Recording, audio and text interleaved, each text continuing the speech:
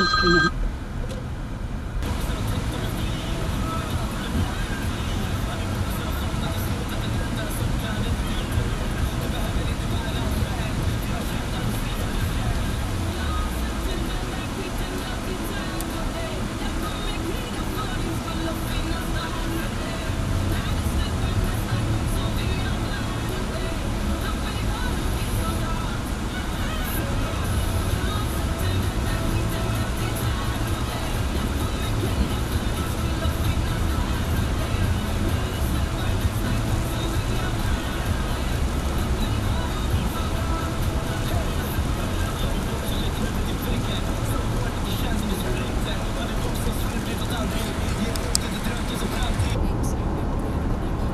Grannbjörn.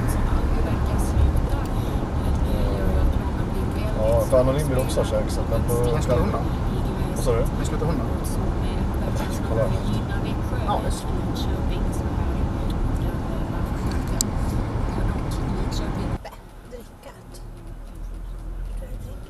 Ja, förstår du tänker. Att de inte behöver liksom släppa upp ett dricksglas också upp för trappen.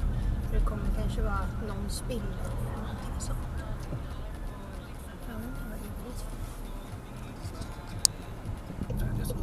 Det här är en show som ska mana till livsglädje, det är dags att vara lycklig, till mod och till motstånd. Till att liksom bjuda alla de här världens idioter motstånd och säga att tillsammans kan vi faktiskt fucking klara det här. Begränsa er inte, det är det vad showen heter. Jag heter Jonas Gardell, I am the queen of fucking everything. Underbart.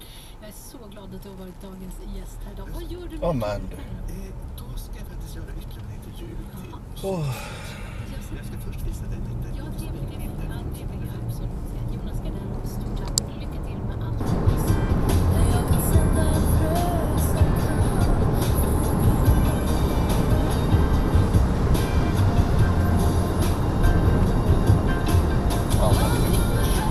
Jävla luft.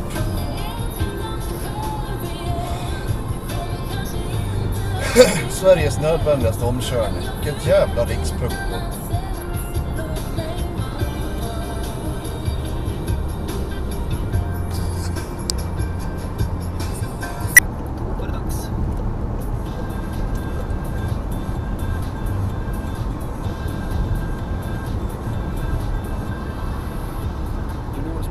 Denna vecka sitter